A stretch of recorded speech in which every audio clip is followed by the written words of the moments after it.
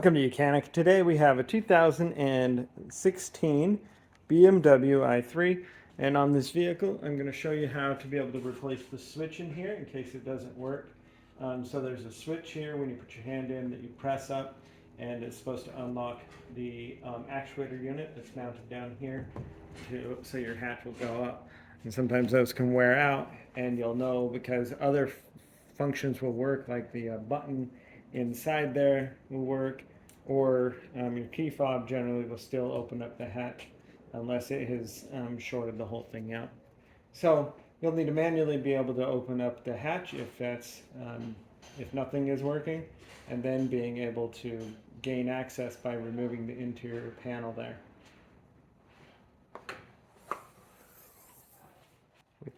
With our hatch raised up, we now have removed our interior panel. There's a piece here, you just pop that off, just push pins, and then two screws that go in both sides here.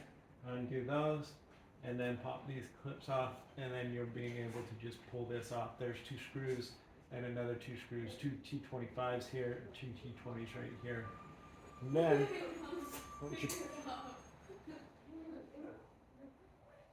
once you pop that down, then you're able to gain access to the switch unit that we need to replace up there. All right, so we have our actuator switch right here.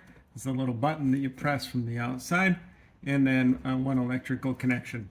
We just need a T20 to be able to get in there. You need something small. It's pretty tight space.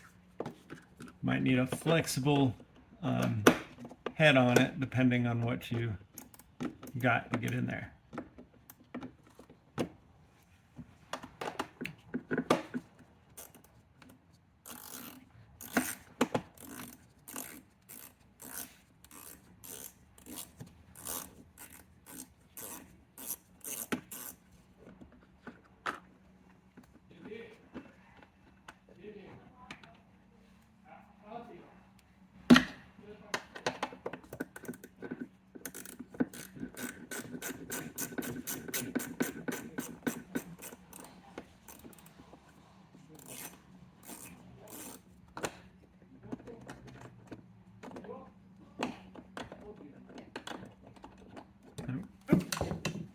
So that's a little cover piece that holds it in there, and now being able to remove the whole switch mechanism.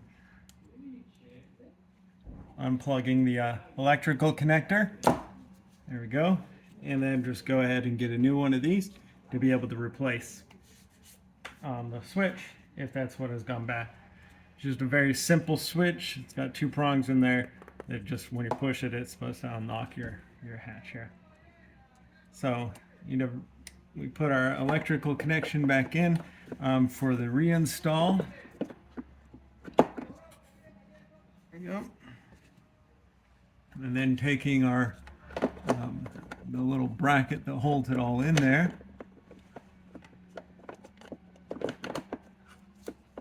lining that up, and then installing our two T20 screws.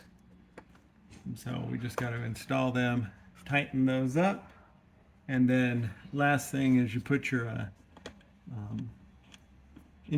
interior trim back on the door here, or the hatch as I should say, and you'll be good to go on that. So I'm going to tighten those up, and that is the replacement of the actuator switch, so that your door lock actuator will work if that is what was wrong. Thanks for watching Mechanic, where you can be the mechanic.